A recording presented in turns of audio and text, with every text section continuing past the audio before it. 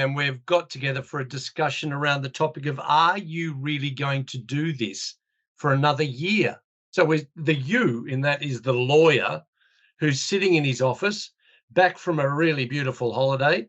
And what are they thinking? Am I going to do this for another year? That's right, Stan. And in my experience, if someone's asking themselves, am I really going to do this for another year? If they're asking themselves in January, then chances are they were asking themselves the same question the previous year.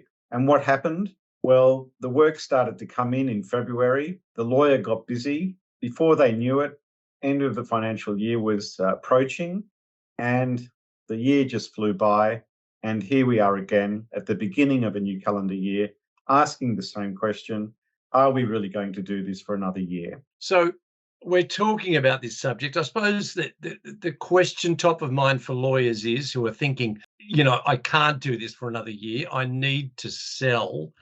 How can we help them get out of this cycle? Well, you've hit the nail on the head, Stan. And we're here to assist with that transition. And let me sort of describe it in an analogy. It's like moving from a treadmill that's going at one speed to a treadmill that's going at another speed.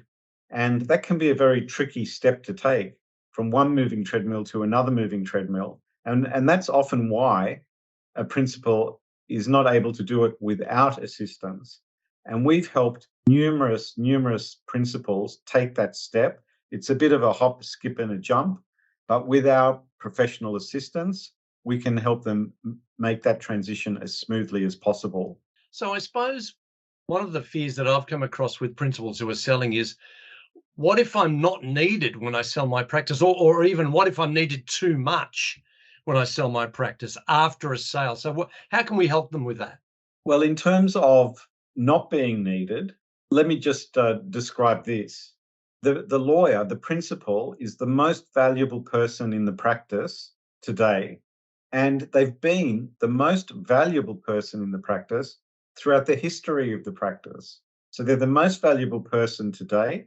They've been the most valuable person in the past. And guess what? They're going to be the most valuable person for the foreseeable future.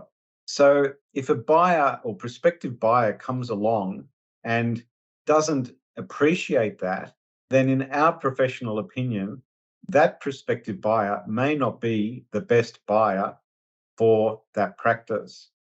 Similarly, if they're buying a practice and they want the principal to work 7 days a week, again, they're not going to be the right buyer for the practice. So how do we fit in? How can we help them? So how we help, and we've done this on numerous occasions, countless almost occasions over the last 20 years, we provide value in the process, not only in negotiating a sell price, but in customizing a consultancy agreement for the lawyer so that they can move from this one treadmill going at this speed that they're going to another treadmill, hopefully going at a slower speed. But also, we want to give them the control to be able to change the speed at their desire. So we will put together an agreement that enables the principal to have that flexibility to slow down, take holidays, make the valuable contributions that they're currently making and have made and will make in the future. And that is where our assistance that comes from the experience of doing this on so many occasions over so many years. Thank you, Peter. Thanks very much. And I'll look forward to our next chat. You're welcome.